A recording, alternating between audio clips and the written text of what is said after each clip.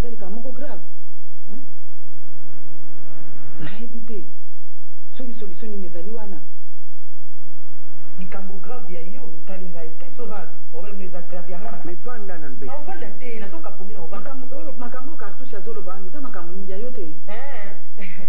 Ça makasi go papa. Il faut le banque na ba journal bako. Il faut publier en bako. Po ezaki ya biso mbailo ko so pandi sango. Il va pas être en ndenge ni expliquer ser ndenge. Problème eza yango te. Problème ezali wana to lukande to silisa yango na mukuse. Omoni ndenge ndenga nazali wana yebani na bato bele. Tokoki kokende. Nayebi tata moko soki tokepa tata wana olie kutezwa tata ya kolubaki oboye na boye kaka mbala moko akopakolaka mwa poussière moke kaka na motolu esili elimo nango yango yo vraimen natuno nano natuno na lelo pardon mpo nazwa occasion wana te yango yo makambo nango ozokotela yango atankeki baza ser na yo aza ser na nga te ser na yo me ser na nga te ata naza na zemi na nga papa na nga aza na mbongo ya kobokola yango etali yo d'abord na oyebisa ye eza kuna importance te bodisi mosi babengo na ndenge ya nini ko nini yo omoni makambo lukeli nga na kati ya ndako ye moko akolanda nga ko pelisenga papa olobi nini nanaza kolanda nga ozila nga na paga pa ngai bia yo nga na mbala moko epuis naza kolekela nanga mpe kasi ngo nalobi te me yebaka ngo nazoyebisa ngo ja papa na nga 1.3 bakisi na biloko mesana boke etala yo na ndeko no naza ozolanda nga yo moko pia edenga na mbongo minerval edenga na batransport yo moko ozolanda nga estce na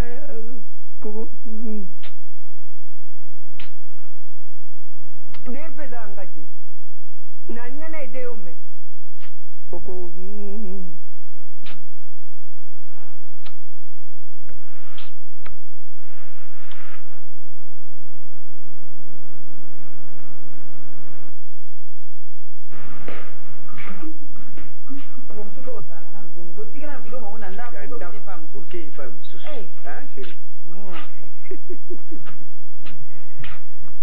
Voilà.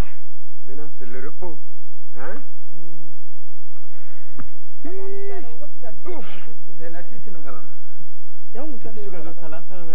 le problème?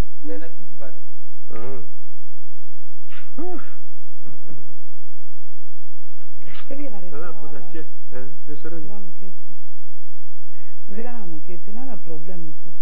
Ah, on a une sieste. Ngai nazaki na problème wa kuyebisa yo mais nazaki kobanga omoi na restaurant ere moko boye na bengi esi otuninga problème nini nazotalokaka mwana nalobisa te obi chéri problème mutu akreaka ngo problème moto atulobaka solution ezali kaka mutu donc tu n'as pas à t'inquiéter nosolango meme nsima ba problème ekeseni problème ezako na kati ya ndako eza problème moko ebandi kala nga moko nazobanga nganda oui so mozosalanga mpo nayebi na ndenge oyo tombokaka wana ezobangisanga non bon je te promets que nakotomboka te nazala calme kasolo ana conscience bana ezaka pasi omoi ndenge tofandi na ndako oyo nayebi te moto na éducation na ye moninga ndenge nayaki na herve ozomona mpe éducation na ye eza ndenge mosusu omoni mindondo mpe éducation eza ndenge mosusu soki nga nalobi mwana asala boye mama mosusu azali awa azopekisa alobi te mwana asala boye tasala ndenge mosusu nga mpe nakoma kotika e soki mindondo alanda mpenza éducation oyo angai malobo nalobaka na ye bele mwana wana azali bien mais sikotala situation nini mindondo aza nango na kati ya situation wana mpe lisusu baye koloba na ye akende kokosa makambo akende kotia yango na nzoto ya motu mosusu likambo ezopesanga mpasi nde yango wana yo mwasi soko ozali na zemi bokokende okosela motu eza lisumu monene na miso ya nzambe mama nzele moto asambelaka azokoka koyebisa mwana ketanga nkombo ya motu boye ezopesanga mpasi nayebi likambo esali sanza misato nazokoka koloba no te sheri donc mindondo azali na zemi ezaka ndenge wana kasi olobi na ngani bon ça va je reste ko okomi kotomboka boye susu bakozwanga mabe te nga moto na mema makambo nyonso mabe na kati ya ndako oyo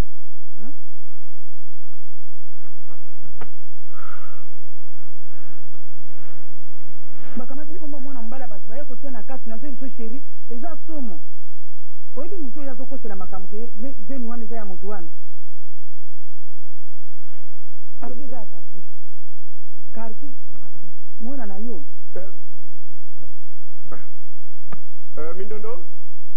Mindondo mputaki dia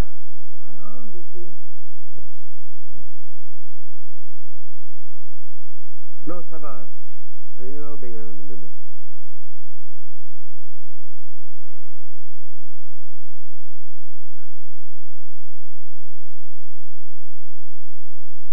koye kusanga situation za nanga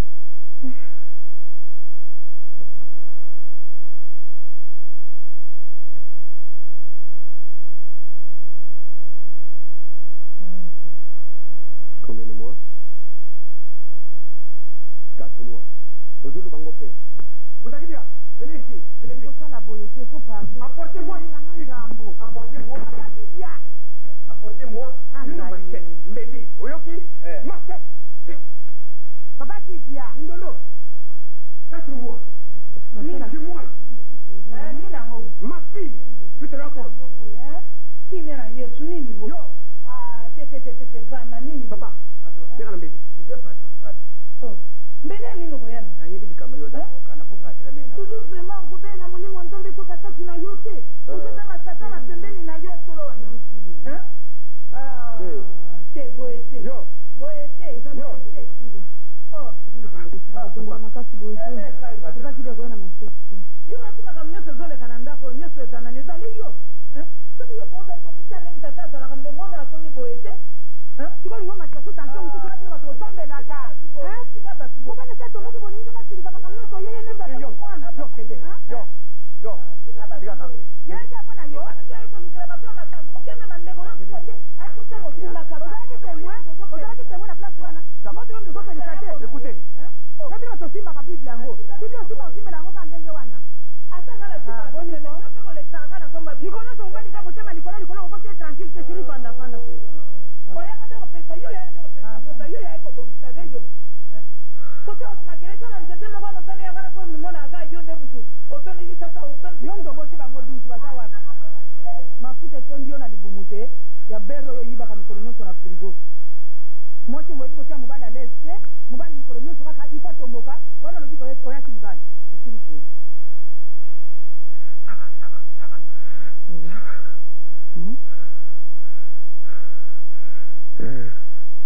Benga Mindondo. Non, benga Mindondo. Nazali kama moko ya kuyebisa ye. Papa Kibia. Benga Mindondo ye. Utomboka lusi. Non, c'est fini. Fili, hein.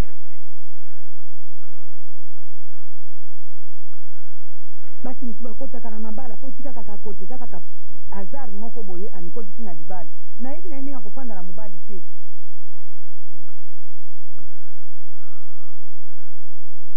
Pardon, non, maman. Papa. Pardon, Papa qui dit. Ça va, ici.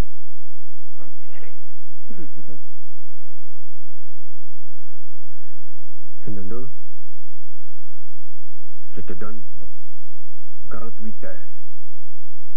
48 heures, oui, sangai kombo ya mobali ya mukumba ozanango. Rekinga, kene. Ça va, c'est fini, c'est fini.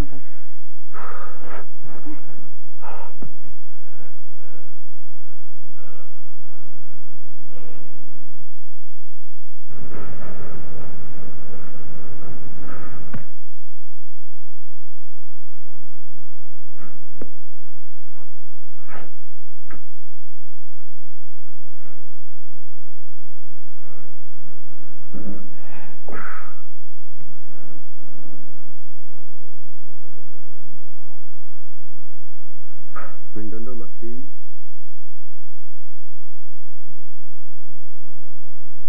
lisolo ya tata na mama, tata na mwana,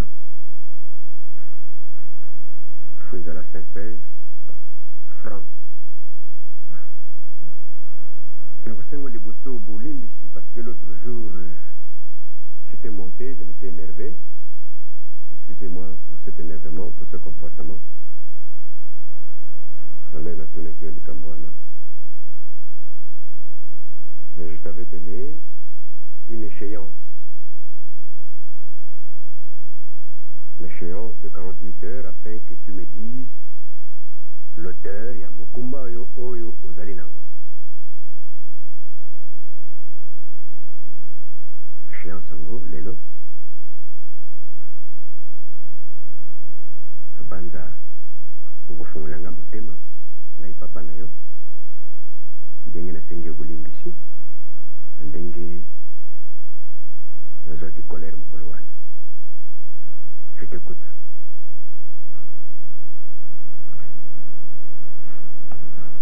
Papa, omoni kande na yebisaki yo moko wana naza so mwa moke te mpona akoka kokosa ou bien kobunga moto aza mokolo ya zemi nanga. Nayebisaki yo moko wana ki eza tonton Cartouche, eza moto mosusu te ezaka tonton Cartouche. Je sais ma fille, hein, je sais que bayebisaki yo kombo wana, je sais, mais kolandela yango te. Maintenant tu es en causerie franche et sincère avec ton père. Donc, le vélan vers la vérité, il n'y aura rien. Il ne veut pas réagir. Je veux adopter une autre attitude, un autre comportement. Maman. Mon papa m'a mingi le kana kati ya ndako. Ata na yebisi yo solution malongi ezwama eza te. Pe ondima na okaka te. Na nga nayebisa oke makambo ebele elekaka na ndako oyo mama bomengo asalaka biso. So nayebisi yo yango papa okosepela nango te. Mama bomengo na misu na yo aondimaki non takotika kopesa mbongo mwana mbongo ya classe akokoka classe.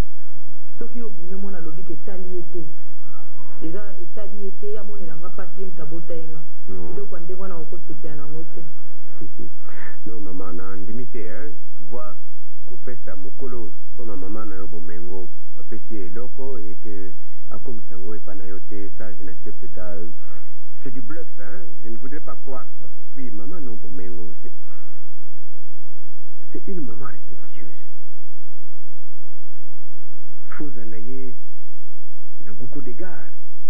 Azali maman kola ba maman nyoso. Je ne vois pas pourquoi makambe nyonso kamati yango opesi yango na mambo meme. Oya malamu kamati opesi oyo mususu wana. Napesi makambo mabe ndenge azalaka mpona misu nosaka hypocrisie. So totikali biso na biso papa Motakidia. Regardez à la porte là. Non, maman Bomengo azali likola ba maman nyoso. C'est ta mère. Donc moyena loba yesu sizali te. Tu ne peux pas. Ah. Bonjour mon cher. Comment? Ça va? Bonjour papa. Oh bonjour ma fille, ça va? Ça va très bien. Bon, cousin là. On va présenter au cousin. Bon, vous pouvez vous mettre. Oui.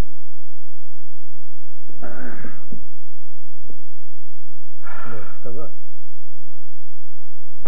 Ça va, ouais, mon cher. Enfin, ça va, je maintiens.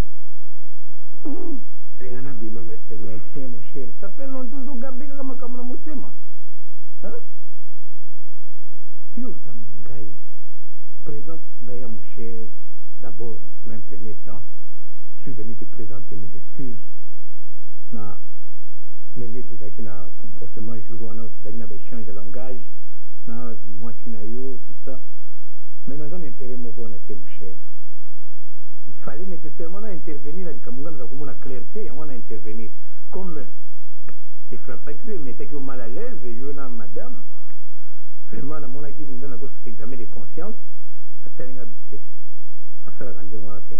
Mais moi je croyais qu'en tant qu'ami okokozala au comprendre mais j'ai vu que c'est la faute na yo te faute pe na nga te. Mais je présente beaucoup d'excuses. Vous allez bien foyer na bino. Ma présence ici, vous allez léser te. Hein? C'est à léser madame Asilikaka Pamba et tout ça.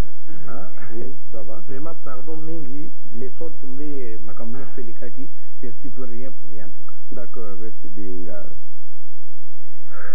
Mais le que ça m'a ce qui est, c'est entre nous les hommes, ce qui est ça, c'est nous, entre les hommes, c'est bien, merci pour les excuses. Je vous les réciproque aussi les miens parce que c'est là qui peut na montaki pe mokolango colère que Zakinga, je te présente aussi mes excuses. C'est réciproque. Bon, mais maintenant... cousin? Oui, c'est mon cousin.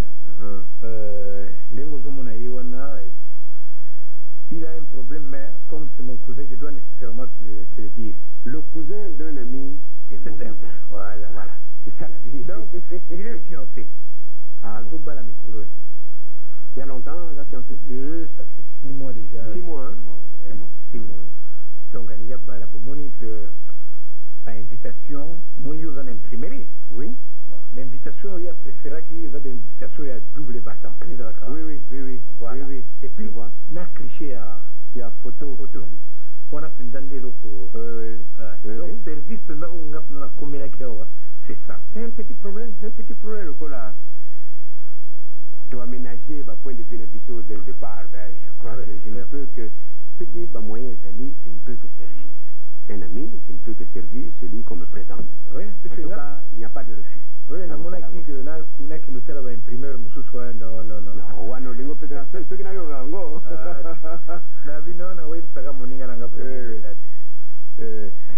Mais vous êtes fiancé depuis 6 mois, vous avez dit? 6 mois, oui. Est-ce que vous avez, comme on veut préparer mariage, vous avez déjà un parrain? Oui, j'ai un parrain. Vous avez un parrain? Très sérieux. Cousin, tu le déclasses. Ah bon? Tu déclasses. Non, toujours Gafura. Mais qu'est-ce que je fais? Attendez. Bon, combien d'invitations? 200. Le bac 200. Le bac 200, enfin, en fait, il faut 150. Mon indenge biso na mboka soki ba invité yo et na coco et na la famille large. Le bac de 150, on peut aller jusqu'à 200. Non, je vous fais 500 invitations. Ah bon? 500 invitations. Mais biso tu as la place à 200? Non, je vais vous expliquer. Je fais 500 invitations. Je prends en charge la restauration et la boisson. Ah bon? Et l'endroit.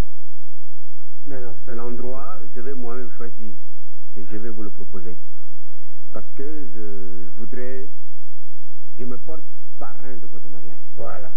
Eh bien, mon Dieu, ça c'est une aubaine.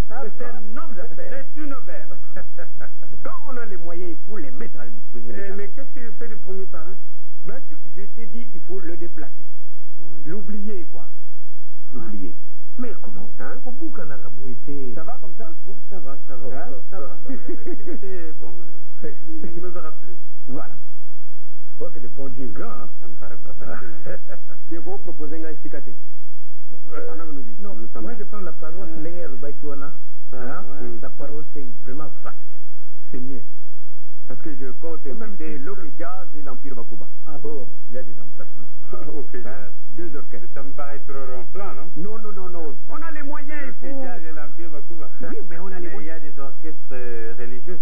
Les orchestres, ça ne manquera pas au début. Hein, c'est pour l'entrée, enlever des rideaux. Dès que vous quittez l'église, on vous reçoit dans le bar ou à l'endroit avec cette musique religieuse, la chorale, tout ça. Mais... Enfin, puisque c'est à vos frères... Voilà. Quand tu dis OK Jazz et Empire, donc l'OK Jazz c'est pour les... C'est pas n'importe quel orchestre. C'est l'orchestre des orchestres. Des grands. Et l'Empire Bakuba. Alors là, la génération. Mais non, Nzambe aza makasi mon frère. Yo kasi na mema yo pomba. Enfin, ça va. N'est-ce pas? Voilà, c'est acquis. Alors, je choisis Stade Camagnon. Au Stade Camagnon. Avant qu'on nous joue, le banana de mariage, na Stade Camagnon. Décidément, on n'arrête pas le progrès. N'est-ce pas? Comment? C'est bon comme ça? Donc, moi, j'inaugure le stade avec un mariage. Mais, tu ne vois même pas le décor de la maison. Ce n'est pas n'importe qui à Boutanango, hein? Nous sommes la même chaise au Vanille. Oui? Oh! C'est une commande de Papa Commanda. Voilà. C'est pas banal, hein? Oui, on va s'y faire, hein. Il n'y a pas de problème. Bon, yo. Allons-y pour le stade. Voilà, c'est fait. Je m'occupe du traiteur, de tous les traiteurs pour tout, hein. Et le reste, vous vous occupez juste pour distribuer les invitations. 500, hein. Les familles. Moi, mon moyen, on peut laisser les familles. Tu t'occupes, oui, de la famille. Oui, ayo.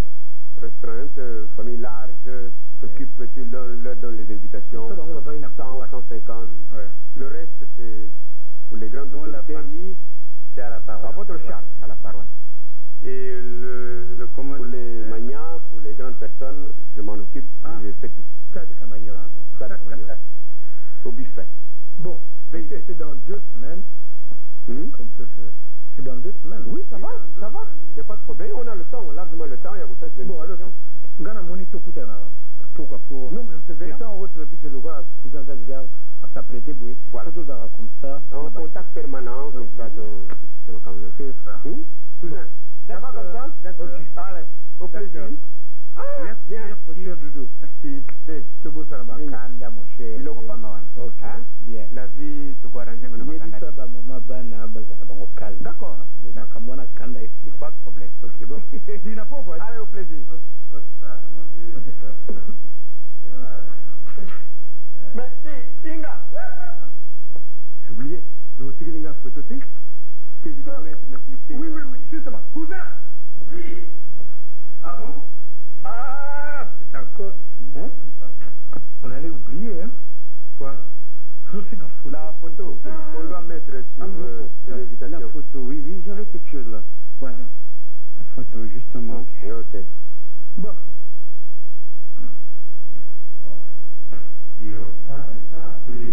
Mais Inga. Oui, mon cher. J'en ai un compte? Oui. C'est quoi? Oui. Oui. Mais nazomona comme il se confite. Mais ça c'est ma femme. Hein? Mon cousin. Oui.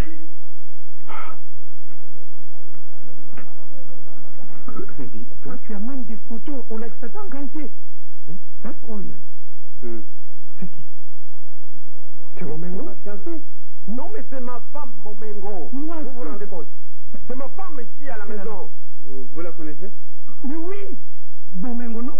Mais c'est Bomengo, c'est ma fiancée. Mais toi aussi. Dis-moi qu'elle vit avec moi.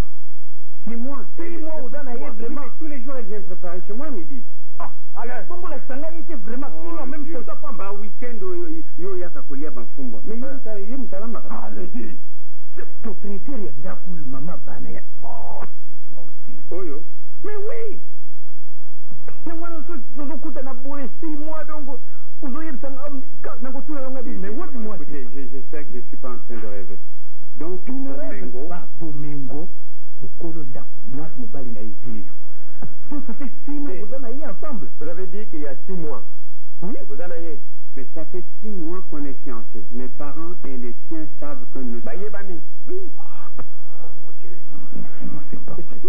C'est ma femme à moi. Mais je vous dis que c'est ma fiancée à moi.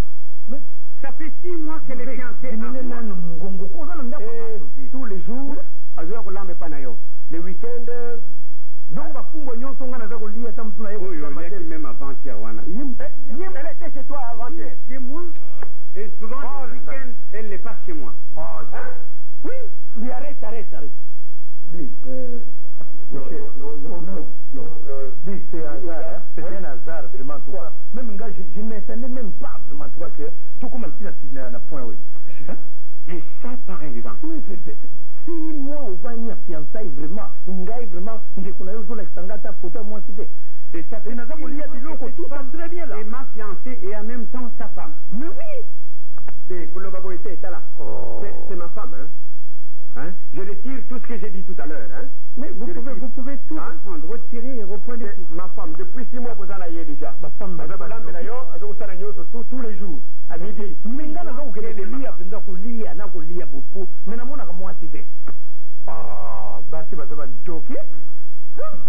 c'est pas possible.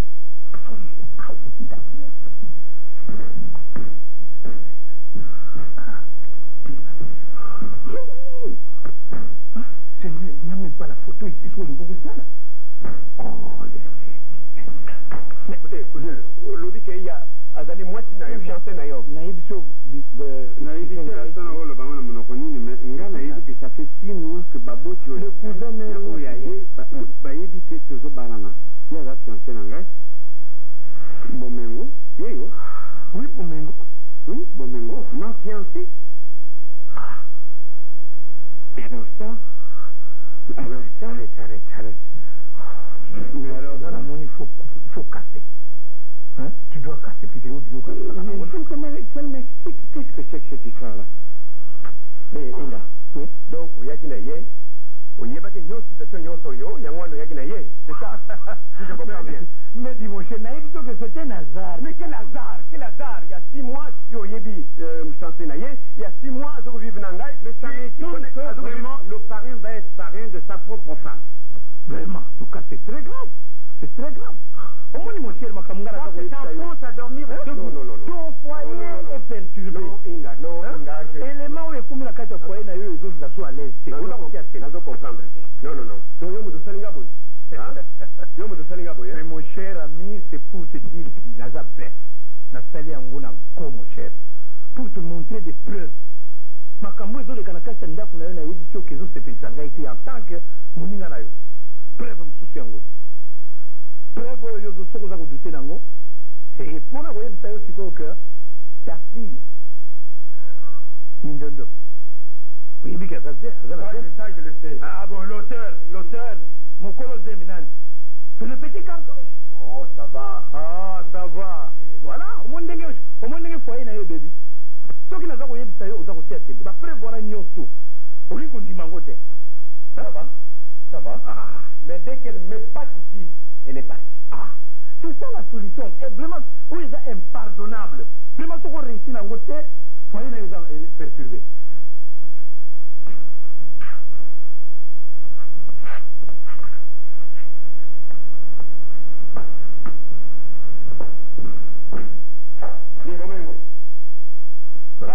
Chaque fois, tu es naïa quand elle vient d'arriver. Yakawa, tu serais à Wate. Yakanano. Kurate, Yakawa. Chérie, Yakanan yo awa. Yaosana qui chérie awa. Je ne viens pas là-bas aujourd'hui.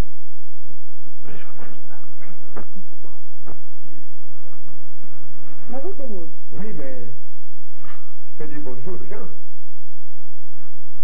Je change de comportement, oui. Au moins, il va pas y avoir. Au moins, tu es plus au passé. Mais il changer d'habitude. Tu dis bonjour. Ah, ça me fait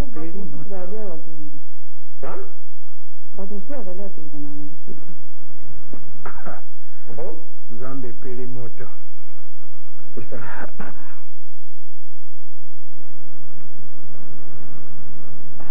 Cette photo, il est là, vivant.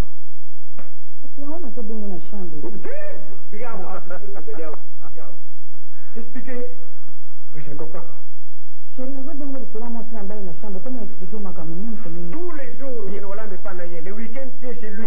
Vous êtes fiancé il y a 6 mois. C'est tout. C'est connu de tout le monde. Voilà. Avec ça, c'est une invitation pour que vous vous mariez.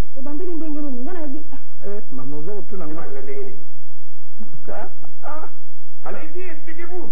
Voilà.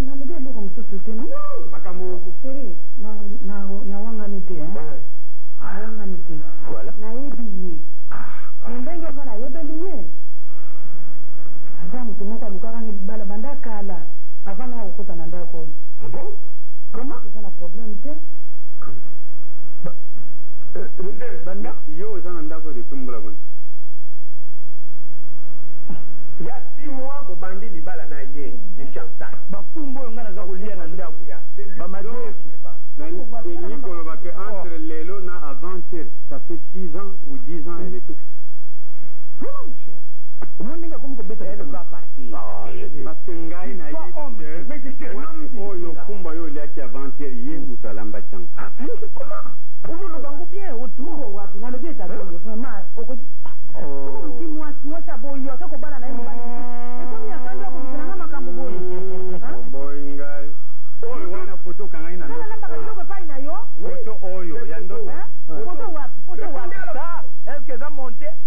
wana eza monte sa réponse te est-ce que eza monte oyo te oyo yo te oyo mais ezali ngai na alors mais photo wana basali yango montage nana montage yango photo na ye na mokolo nini sheri nga na si na bale epai boye ondimi sheri nga na kokotika libala na ye epai boye mpona landa ye anatele na ye wapi vraiment nani ya monte yango c'est exact je comprends alobi boye cette photo na ye bazwaka yango avant ngai na tozwaka ngai na ye te nga photo na nge eza mosusu ye nde mutake kobamba yango soki ndeosalango montage osali montage mais toi tu m'étonnes mon cher tu viens de dire que tu as fait ça na kanda na nko ngai nalobi na yo ce sont des preuves mais preuve yo moto monte yango kamati photo na ye photo oyo ezali moko eza mibale photo eza moko eza komona mais c'est pas montage quel montage non inga non tina makambo osali ngai kobosana kosala yango na ye te oyoki ngai yo ya kokotanga kuna oza libre ozali mwana mwasi nzoka nde ozalaka mama na kati ya ndako voilà voilà wana nde yo oyo donc cette photo ici date d'il y a 20 ans pour toi ingana longwana ndako ah mama tika ndako makambo oyo lukaka yango oyo ndako oyo ese bebi mpona yo mwasi na yo azali monzele monzele c'est ton épouse wana nde mwasi atako na beli liboma yango atako tundoki ya mwasi yango ela liboma ngana kuzokende pa mosusu tina mpona ngai antuka esili wana kotika kosala théâtre na bino ya motu wana koma monsieur je t'amène de yo kobima wana ndako oyo okende kozwaka bafiancé boye oya kokota oyo tovandi na yo ata mokolo moko likanise c'est un numéro dito ata masango ya papa namelaka mobale mosusu ezalaka titi yaka nakende ingalisanika makambo nakende kaka kosambo ya boye vraiment kolonesa makambo na kati ya ndako yebi kombo ya tina bengeli yo ndenge tina bengi yo tina tutale kasi so babengi ngai tina eza kumo tete nderi obengaka nga tina na miso ya inga eza inga moto oyebisi ekombo wana inga na kofanda wapi non ofutanga mbanzi na kofanda na ndako te kaka ngala sambo ofutanga nga mbanzi sois calme je suis là yaka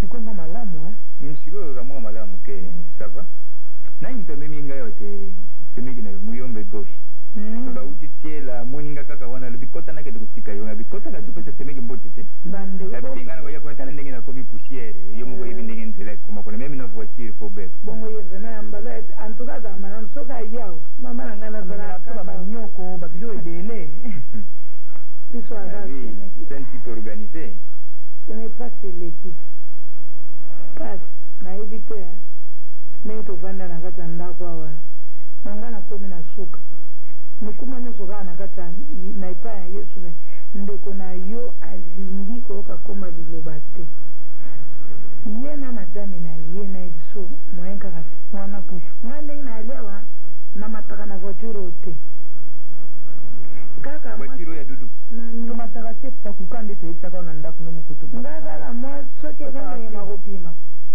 lopango tokanga mosu namoni kaka mama ye kaka bazobima ye ndeka mosu nabeleli ye bameminga voiture ya dudu nga namataka yango lisusu te ngai na dudu tovandaka boye te tosolola tovandaka te mwana mataka yango te yo mataka te mataka na basomba ya nani voiture ya mwasi na ye na mwana na bango ya moke wana surtout nga lokola nzambe epa pima ngai ata na nzela kolo ayebisaki meme ata bamama me mama mindondo mama aza na likambo nasi nayebisa bango bati bayeba mama mpenza soko kaka asali azalaka nayebi te soko nakoyebisa yango awa mpo oyeba libela mpo naza mosali kasi likoa nasalaka namona makambo nyonso nesalanga mpasi mpo na mama oyo na mwana ndeko na ngai oyo vraiment ndenge achange comportement jusqu'à présent soki nalali nazoyoka makambo wana ndenge soki naza kokanisa yango epesaka nga vraiment souci kovana kati ovandi televizio ya ndako oyo soki olobi na nga te naye kende ofungula naye nde ofungulati mama ayebi nelo nasimbaka te mama kaka bible mais mama tina nasombele nini bangombe bombongo oyo mama alobaki ozwa ofuta nango transport oke na pressing na minute otika babilamba kuna alingi susu yo osokolaka susu yango te sikoyo mais lero okomonaka temps ezali okei te patron ça va comment nzoto ça va sikoyo oyaki nde nani ndomemi ngai ndeko na ngai muyombe gauche azali auti tiela sikoyo bon so ozongi opesa mbote ça pakulu situ bikeko mibale banda ya atia bikeko na ndako ebangisaka nga mpasi nalinga kutata omona yango te dekor ani mpakulu nga motema nange ebetaka mingi na bikeko nalinga yango te oyebisa foka losambo semi kotika losambo te ngamazolanda te emesonga nayebaki liloba te me na ndako nga nazali me nyonso namonaka na basalaka wana eya bisalela mpo mwana nzambe abangaka moyimisaka na te soki nzambe etenga na ndako oyo memoye te mponga vraiment ekamisaka ngai bido akende kokoma ndenge wana non je ne sais pas je n'ai même plus nakomaka mokande pa oncle na mboko na expliquer makambo na ye lokola ye akomi makolo malamu yoko toye donc ozomona kidia tika nayebisa patron projet mpe nga mpe tika naloba mpona profite mpe occasion nayebisa parce makambo wana mpe soka ngai nga mpe soka ngai nde makambo elekaka na ndako awa donc ozomona mama bomengo wana madame wana la reine ye azali wana so bobimi na ye ake bokotika eta mosu na zanda ou bien na nganda surtout nde banganda bamuziki so okotika olobi bon mama nazela yo tekende mais omoni place otiki nga bia namoni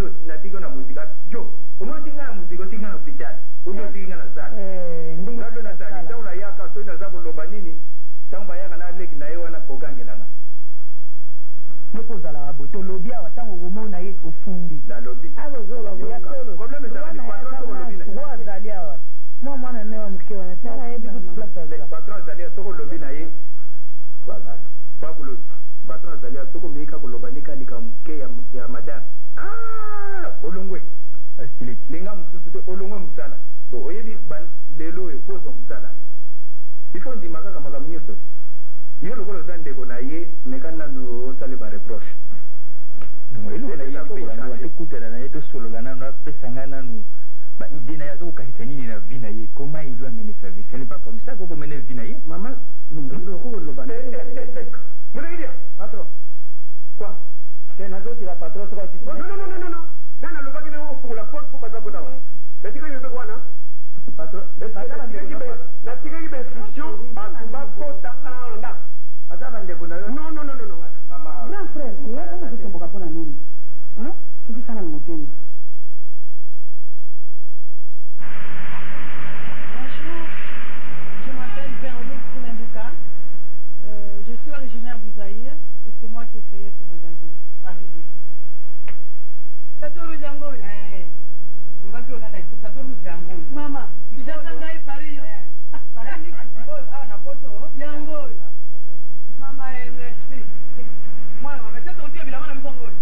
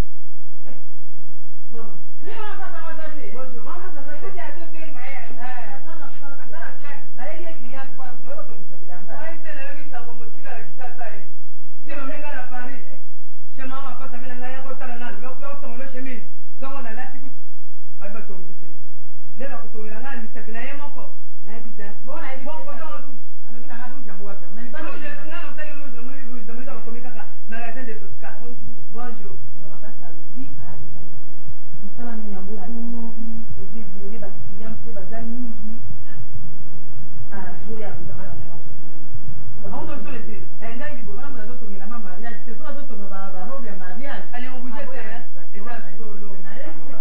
Maman, bana nanga liboso ngam tola da assoiffé. Ya lobo maman va te faire tourner la ngai. Mais vous te non mona ndenge ko. Mona mama tikako. Mama timela na bilamba la boyo. Oh yeah. Oyo ya tomba tina kisasa. Esa tona Paris sa chata oui. Sasa. Ngati wa wana miende ya kwa biso ya Paris.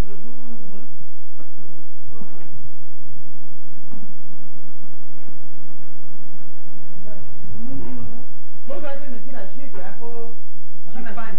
Encore quand tu finis. Asa yo moko bazotala aja ngote. Maman, bon mini. Et qui parle de ça. Bon toi kana buntu.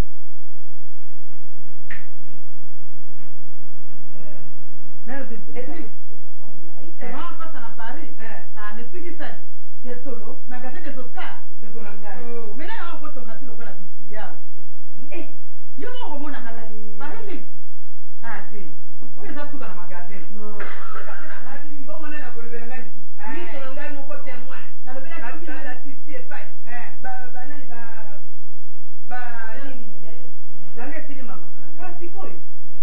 Ah, merci. Maman, château rouge. Château rouge. Magasin des Oscars. Château rouge, Paris, Kaka, pour le magasin, vous tous là. Ah, on a Paris. Oui, on a mon côté moins, maman. Bon, on a qu'elle est Hein? Vous êtes là? Maman, on a gagné. Basi, sinding, nandengue. Ya basi Paris. Ya mibali est faille. En tout cas, Paris. Ya ba jeune fille est faille, na ba jeune garçon. Donc, moi, maman passe à Yebi. A dit, c'est mon tour, na je n'ai pas la main. Mais moi, pas ça là, tout ça. Dengo bongi, hein? Paris. Dengo bongi, Vous n'avez pas monté la Paris. bon, mon gars, moi, maman, bon, on y a commis tout comme ça. Bah, on a fait la bongi, hein? Kuna jeep mama kipita mke yo simba kana na ayo toki na kunza mingi mabe yo simba ka kuna ngana Na moni wana kake yo ni to mama ko temwe ba nge wala ngai sasa na kutoa loko matoi na ngati dada kitali yo kwa taiko zo mezi loko matoi ya ngoyo ba kolie ya ngwana donc biloko nyote zaliwa na tiba parfait tika sac kwa sababu kuna kutumika bilamba sikana na kutana kuna tinga mizo na ngandi mizo na to misongi sikana kanga ya unasa eleki mwana mato ba pata ngoli kama yako tamu kama lingana na pari bo na biloko aboye ebo mwa kola kaboye te ko ya wala te pa mizo to yebani ba titi ya moto yebani moto tele moni to biwi eda titi ya qualité bon ile to qualité to na pota maladi mwana ile batu ya Paris mama yesikana to la ba titi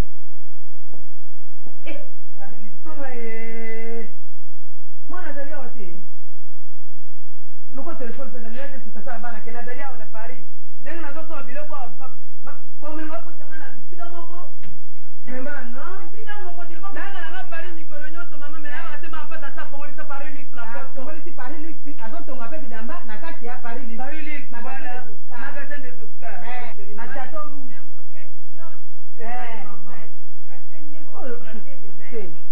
Paris Lux aza unique et ça mama pasa merci par le big omoni bato bazozo chata ya vandaka monoko nanga mbeli ya malemba nazaki bisayo na banokolo kutu na moni et puis miso nanga moko témoin wana okomaka tuna beti bibaku moke o Paris Lux yambola merci mingi ya mwana basunga yo Paris Lux non nana lobaki nango ofungola porte mpo bato bakota wa natikaki mibeko wana natikaki bainstruction bato bakota kana na ndako aza bandeko na yo non mama grand frère ozotomboka mpo na nini kitisana na motema mpo na nini boyeko po ndeko na yo ya mobali te bokomosala likita likita ya nini yo moko obenganaki bango na ndako omoni yaya elingi koloba nini bakendeki kuna epa yaya yango na yaya yawa mpo ya kofandisa bino Doudou boyeko papa en tout cas ce mec qui eoskizenga mingi c'est pour la première fois nayoki mongongo na yo mabe parfois na bando kozwa yo nayebi te ezali faute na yo te someki ndako moto epela mpenza c'est pour la première fois nayoka voix na yo lokolo ye kutu nasepeli mingi mpo makambo yango mpe esila na kati ya ndako oyo esila mpenza bongisa nano situation yango mpo biso nyonso tokoma bien nga aza na problème na motu motu te donc osimi nzela bakoki koyebisa cousin déranger ye po aya kokoma wa me baza na soki makambo koyi na ndako fo bakende pa yaya moi je suis Lucifer. enfin c'est elle qui est venue vous déranger. Maintenant j'ai compris. lokola kendeke pa semeki asalaki Semeki atiko excuse nga ndenge na wuti koloba wa vraiment c'est pour la première fois na yoki mongongo na yo. Mais makambo nyonso eza koleka wa vraiment vanda nanu na yo na yebisona makambo na za nango. Doudou, tu es le seul responsable. Bazali mi balete, ba responsable ya ndako oyo ezali nde yo. Mais toi tu continues à mener la vie au brio, Doudou. Ça ne va pas. Vous avez bien dit ça, baby. Banane ba baby ça commence d'abord dans ba foyer, dans ba famille na biso. So vous allez avoir, vous ko organiser famille na yote. Le jour où tu seras directeur ou PDG ou je ne sais pas ministre, mais tu ne feras rien faire. Mais ça commence ici. Oza muti yako tia harmonie na kati ya ndako na yo. Mwasi oyo c'est la première fois ki mongongo na ye. Na zwa pado eskizenga na zwa kayo mabe ya pamba, mais faut y ndeko na ngai oyo. Tu es le seul responsable ici. La famille est responsable, c'est le papa. Comme c'est toi qui adore les coutumes, na lobite ko benga na basi na vanda na banga mais tia harmonie na kati ya famille ezala. Mwana azala calme. C'est mec qui base la calme bango nyos. On est cousin biloko na olo baka yango yo ya boye. C'est ce genre de causerie qu'il faut entretenir les gens. Mais oyo ya na la fois dernière c'est ça c'est bon.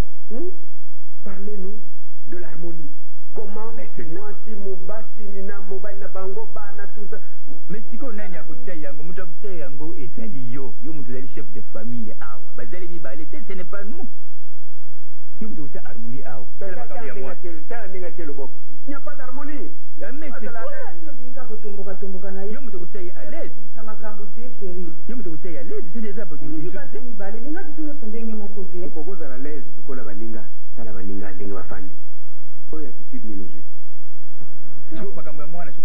tu ne sais même pas. Peut-être que non, je sais, grand frère, je sais. Et puis yo. À partir d'aujourd'hui, à Saint-Esther, au Senga, Bolimbi, c'est la maman, na ba kare langage au bandi ko mene bango epai na bango.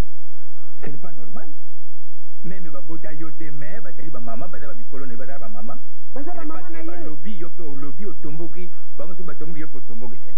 Ça ne se fait nulle part. Na ba kutimi na biso sala makate. Faut que Senga Bolimbi si na ba maman o na papa. Et en instant même, je préfère, hein, cousin. Ah oui, à ça, là, aussi, quoi. Pendant que vous êtes là, parce que sur le pays, tout le monde a Kamatamutu, c'est ce qui va. Là-bas. Maman, l'imbition, on a ma baignée sur la salaki. Solange, telema. Naze keram logo la, on a yesu ma tia, te pour fouga mélan. Au vendika au lobby ke maman a l'imbition ngai. C'est mec yo bezongi ça na limbisi aussi. Basa kande. Ma c'est mec ngana na zali comme na mwana na kangile kandani. Oh. Zali comme na ete. Répète. Maman l'imbition na benyo sa salaki. Maman mushisa taku. Alimbisa na mabenyo sa salaki. Nani? Mabo men. Alimbisa na mabena salaki. Malamu ngako tunasika limbisa kala na sana na problem. Kwa kile ile soma sanga tuyoka nini? Il faut que limbisa kalibela libela.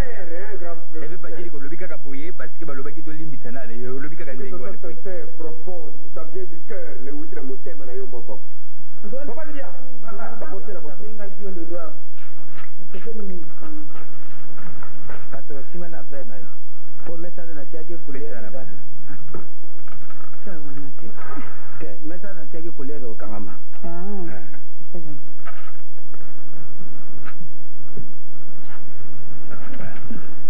Le cousin va faire une mode de terre, besoin vert, va faire yo. Chérie, tu mets la veille, mon con. Oui, bien sûr. Comme d'habitude. Cartouche. C'est dans un secret.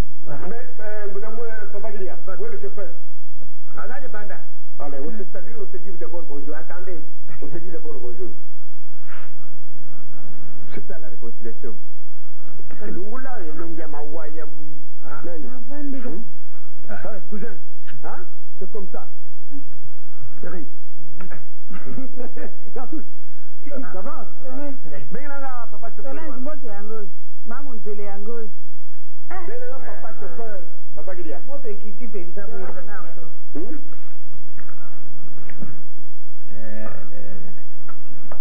Mtu meminga yawa muyombe goshi.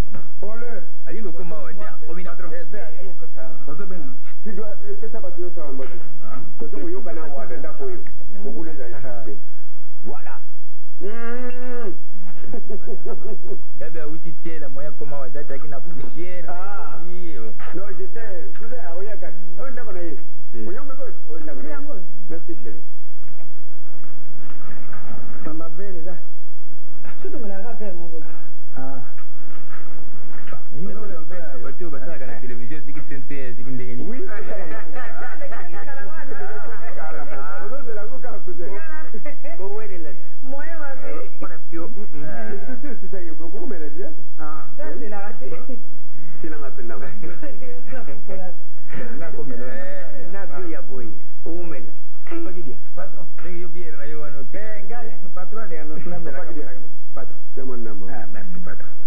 Réconciliation boyokani. Merci patron.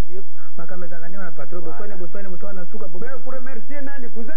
Celui qui était mbele. Yekite tuzo ba nini hawa? Patron. Yayo zaki libanda? Oui, patron. Melango libanda. Patron nani ya madame. Yaka, hein? Ndoka madame. Attends. Libanda? Mais attendez, surtout si ici comme là. Patron ça y bazo le kabaza. Loba na ye, hein? Nani? Loba na ye, hein? Yo pezera muta sisa ko bate. Madame Agoya. Balobi na madame bango baleki adanda bango na hôpital. Nini? Madame adanda bango na hôpital. Pona nini? Asala accident. Nani? Asala accident donc grave moyen de bayebi te so hôpital. Papa chapeau azara mayele. Ukasuka lo ba to yo lo ba ka ka. Pas possible ça. Hein? Ça va pas comme ça na ba boye ko papa. Ndeko ya nani ya. Ko nani? Wa ya kana ndabu ko nani. Hein? Nani? Nani mate. Wa ya. Ko ba na kana na hospital nani na Cartouche. Teo ya. Cartouche ya yeye. Oh ba ya kami mingi na mama. Patron inga. Te. Patron inga za camarade ya. Patron kweli. Ah bon kweli. Ah Non, non. Ah non, dis. Mami, asale accident ndeko na ngai.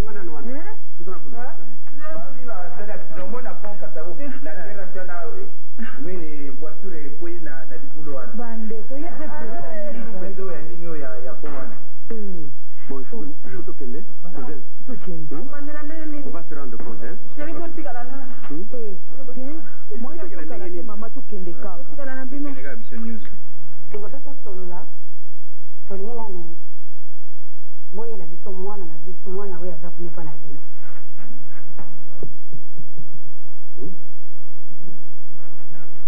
mama afana nango yoka nani makambo toza nango ya kosolola tolingi boyela biso mwana oyo azepa na bino kuna mpe makambo ekozokwela biso tozokomprendre yango te biso na bino tosali lokola famille mais ezopesa biso mawa mingi mpona makambo ezokwela na ndako na biso mpo epa na biso likambo ya aksida ezalaka pamba te aksida ata ya moke na ndako ezala mwana ziki ezala likambo nini oyo ebengami aksida ezalaka pamba epa na biso te ifo likambo moko ezala na kati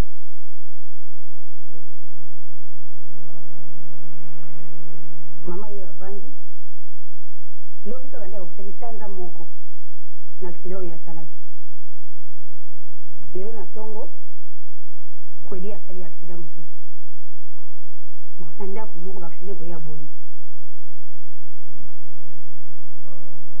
toyoki makambo ebele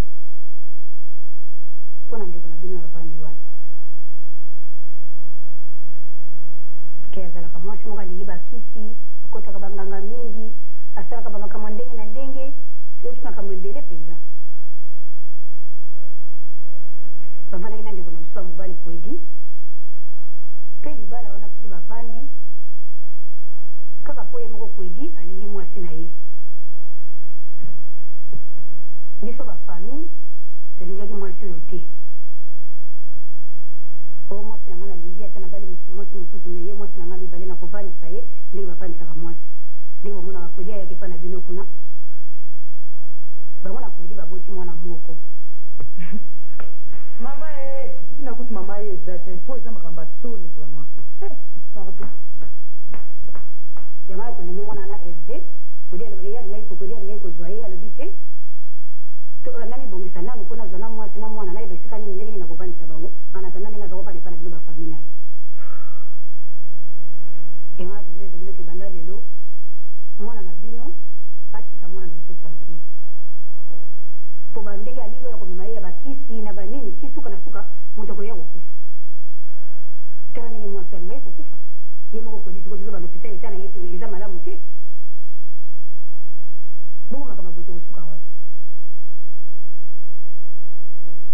Mama ningo ko kindi wana baboti no bango wana. Oye na biso mwana na biso, yo vando de vieux vina ona ndenge na yo. Po biso to simba kisi tena famille na biso. Ato bomani na kisi ti suka na suka eko bima kaka. Yango makamngana zalaki na ngona ebite. Noko soko sana likamususu ya kono. Ezali kokamwisa ngai baninga bazosetela famille na ngai kwedi mwana natiaka motima mwasi na auti kosala kitabo lelo ekwisi mwa mikolo boye ye mobali asali nsusu za kitabo na makambo ya mwana mwasi oyo baza koyebisa ngai napekisaka kwedi ngai lelo nazozwa mikano nazali mokonzi ya famille oyo ngai nakoloba moto akolekisa aza te bino nyonso oza bana na ngai na kati ya libota na ngai bafamile na ngai batikila ngai makambo ebakisi te oyo ya mwana oyo kweli mwana nazokutia motima ya ndeko na ngai ya mwasi abuti ayi komemela ngai makambo soki akenda kozwa mwasi oyo ya mibale te famille wana kuna ekolo wana bazalaka makambo ya bato ebakisi nyonso pasi oyo ezokokweya ekweyela bokilo na ngai na ndako eyo kokweyela ye mwana ezali kaka ezolongwa kuna epai ya mwasi na ye mobali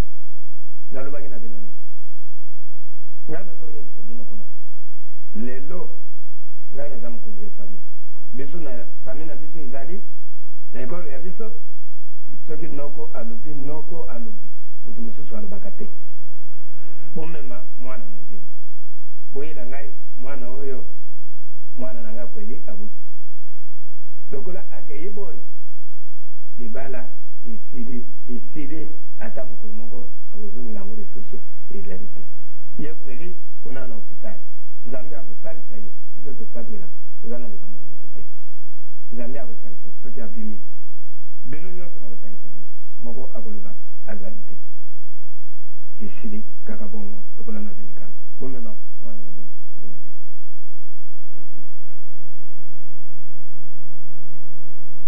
bon papa merci mingi na ndenge bolobi na ndenge navandi awa nazali komona ngo ndire eza théâtre ndire ezali rêve donc je ne comprends pas très bien ngai nayebi mwana mwasi oyo azali motu na famille na biso te azali mwasi na ye ya ndeko na ngai oyo avandi awa monsieur Dudu mwasi apesela mbongo avandi na ndako na ye azali ndeko na biso te mwana wana bozokoloba wana azali mwana ya Dudu ndenge nga nayebi mwana wapi mwana oyo aza na ndako botangi bongo mwana wana abotami nga nazokumba makambo yesu ya kwedi azobokola nga na nda mwana wana mwana tozokende kotala mwana ya nani mama yo zodiskite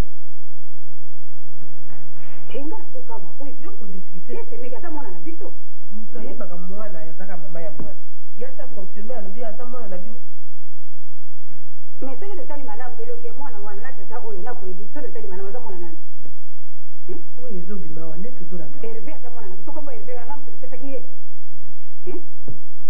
alors soki badifficulté ekomi d'une part de plus tu es là comme un monument sikoloba nayebisaki otika vi wana ya désordre toboyi yango tala bandeko nyonso bakimi yo tu commences à éviter bandeko parce que tu as trop de problèmes tala siko baproblème ndenge ekokwea nalingi siko vanda awa nga nakei na ngai siko oza na problème nga nazozelo na ndako to arrange problème wana mais sino oyo mwasi oyo azali ndeko na biso te azali mwasi na ye ndenge nayebi baversion wana bazokopesa ngai tu n'arrive pas à comprendre mais de toutes les façons azali ndeko na biso te azali mwasi na ye bonga nakei na ngai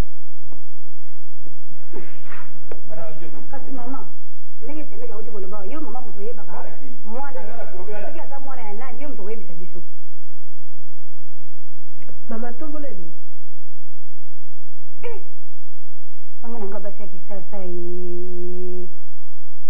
ndako oyo olukaki kokota yango te ntongo lelo ozotala na se fwani sema itika koloba noza na pasi naona libokongana kufa ye atikala na ndako te ndako yango oyo papa nazokamwa ngai nazalaki koyoka nazokoyoka azwi mwasi ya mibale ya wapi ya nini mosala nini lisusu mwasi oyo ovandi na kati ya ndako bongo nayo mpe mobali ovandi na mwasi na kati ya ndako ozoyoka teke mwasi wana azaka na libali pa aza na mobali mosusu bozaki kofibela ndako yango ndenge nini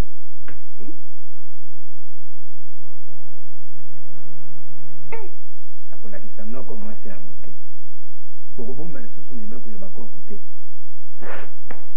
biso likambo nyonso noko moto asalaka kasi otiki mwasi no yakoza mwasi no bokeye na biso tokosala na ye nini loba baye tukwe papa bandeko omona mutala akolekana njala lati soki ya bakoti na bango soki veste olobi mobali yeyo nzoka nde aza na mwasi azotungisaka ye na ndako telemako makolo ebukani te soni epekakaka na makolo te elema nayoka koke isoko otali mpe monoko aza kopelisela ngai wana mona likambo ya somo te bango nyonso oyo ezali oyo eza kintoki pende lokaka kintoki pende na mokili bokoloba ko bato balimaka na butu balokaka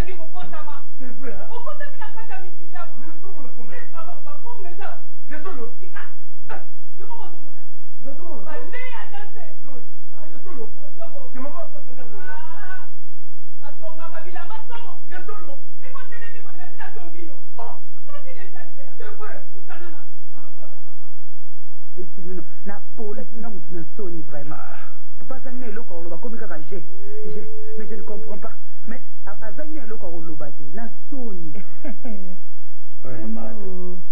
lokola tozali naloba nini na mama na mwana patro ye wana nayebisaka bango nazobi patro azali wana mama akanga ye na kisi patro lokola yo ozali ndeko na ye patro soki atomboki mama azalaka na vere moko ezali awa soki azwi vera na pesi patro mai esili papa ata aza na kanda ndenge ata mama papa azali na kana moko vere ya ndenge nini vere wana soko mama abibi nango kaka patro amoni alebi mbala moko mai achange mbala moko akungogangela yo lokwaloya mwasi na ngai patro bogarde secret mpo na ngai moto amona vere bongo oyo achange kulutu ngai nayebi na place abombaka yango bikeko nayebisaki omukwanaki bikeko eza siste ngai esimbaka nga te place abombi vere wana ngai nayebi papa abokende kozwa sambe ozala mabondeli te bandeko ozala moto na mabondeli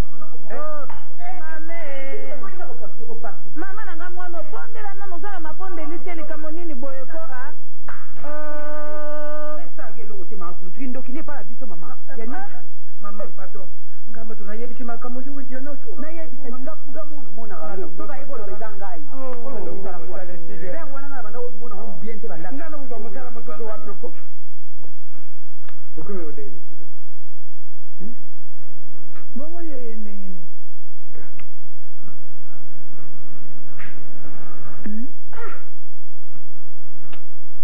Domingo grand frère Doudou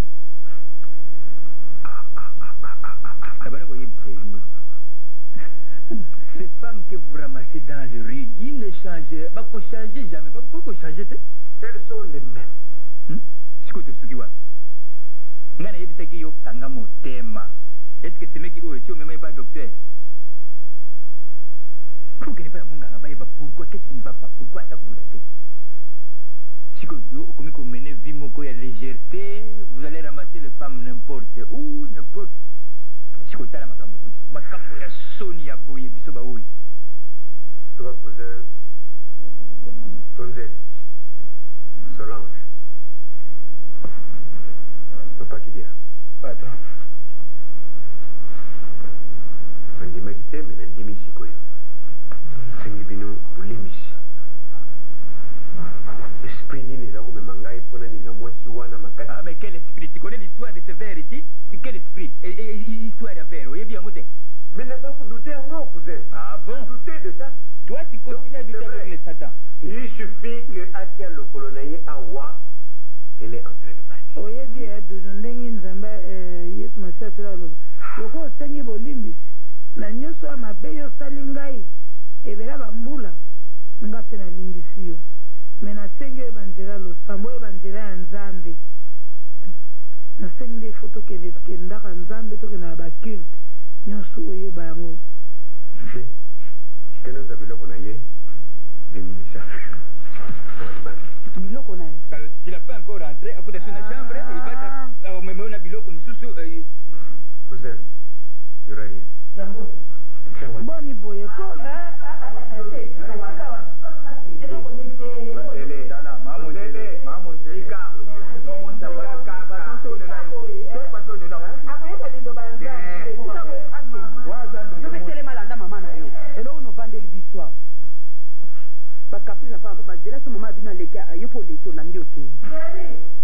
Doudou, prends une décision. Soit il ne veut pas que ça il banda, c'est fini, il est parti. Il part. ekomela mai nano ya pio bandeko molimo aye ya nzambe ezala na kati ya ndako bombengana na milimo ya mbingo nini boye ndondo nini ilozi koyokelema ye ayokele biso mawao akende kuna mpasi okende oluka vere na yo vere na esi epasukaki yango wana nsima nzela na mwana na yo nakanisaki azaki mwana na ngai orke mwana na yo botika mwana va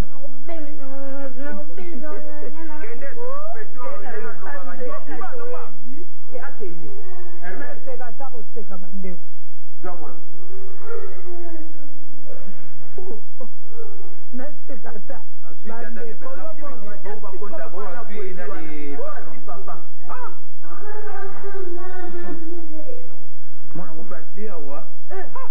botika mwana aza mwana moke ya miyebi te mwana miyebi na ye te bolimisi mpongama tunayepeke makama vere nabikisi molimo nopari kolongolanga na mosala te pardon. Bon, Doudou, je crois qu'on a terminé.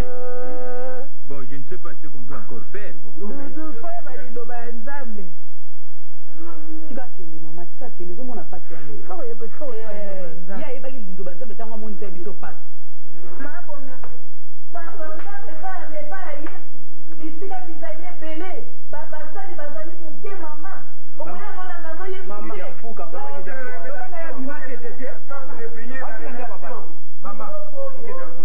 mwana na ye wana azalaka kanda soko asiliki awa ata alili opekisika ye waka na ye te